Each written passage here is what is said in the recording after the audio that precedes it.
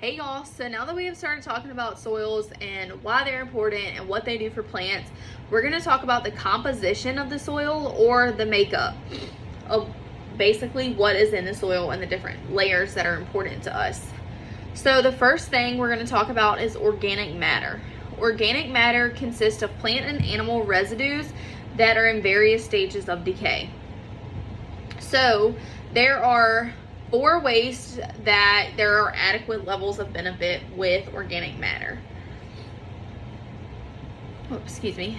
The first one is improves physical condition and structure. So it improves the condition and the structure of the soil. It increases water filtration. So having organic matter, it helps the water flow through it better. It decreases erosion losses, so it helps with the erosion and you're not having as much loss in water and nutrients with the organic matter. And then it also supplies with plant nutrients.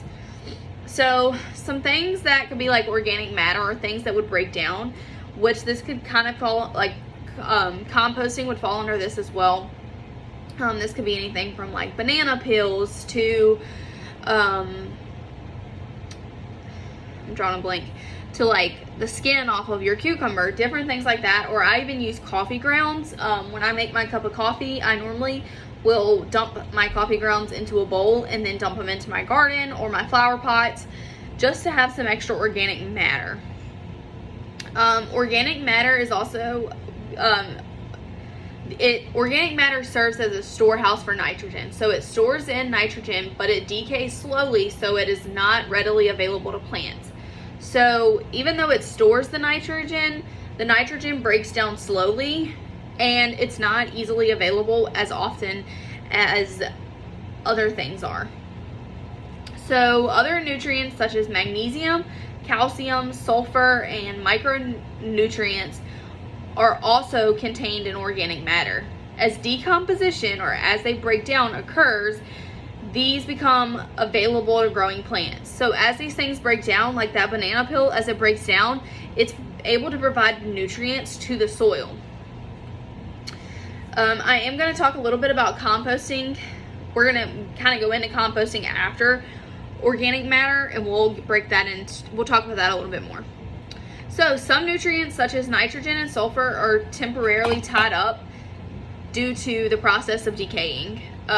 If organic matter is being composed as a high carbon to nitrogen ratio, meaning that there's a low amount of nitrogen, microorganisms will use available soil and fertilizer nitrogen as a process called immobilization. So I'm going to kind of explain that and talk that through it again. So if you're breaking down a high carbon to nitrogen ratio, so if we have 2 carbons and 1 nitrogen, meaning that there's a low amount of nitrogen, the microorganisms in the soil will use the nitrogen as fertilizer, called in this process is called immobilization. You should have done definitions on that already, but I hope that kind of made it a little bit more, you understand it a little bit better. Eventually nitrogen immobilized into bodies of soil organisms become available for as the organisms die and decay. This is called mineralization.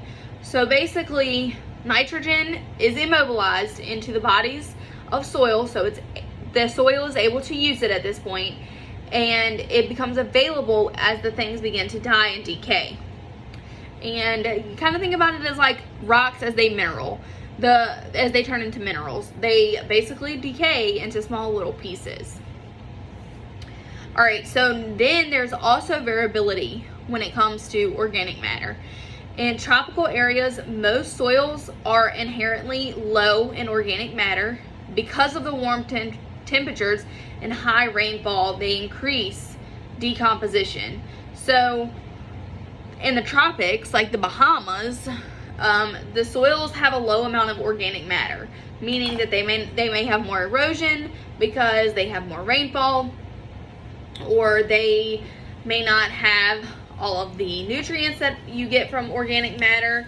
or the water may not filter as well. It may just kind of like run through or stick in there.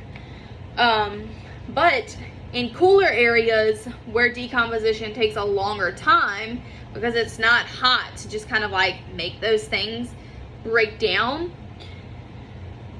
organic matter's levels are higher. I know that kind of sounds tricky, but we'll get into that.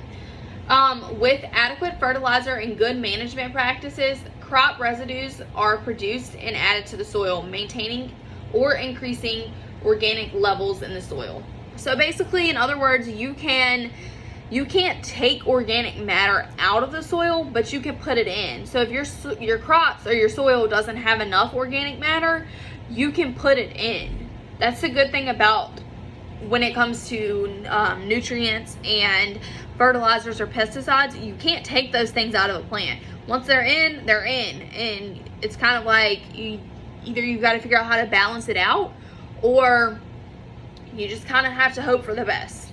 But the good thing is if you know those plants are lacking or it's got too much of one thing, you can always balance it out and add more to it.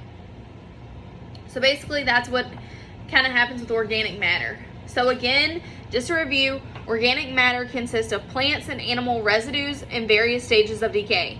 So there are 4 ways that we have this and they benefit the soil. They improve physical condition and structure, increase water filtration, decrease erosion, and supply with nutrients. So those are the four most important things about organic matter. So I hope that you all learned a little bit about organic matter, and we are going to talk about some composting things and how they turn to organic matter. All right, bye guys.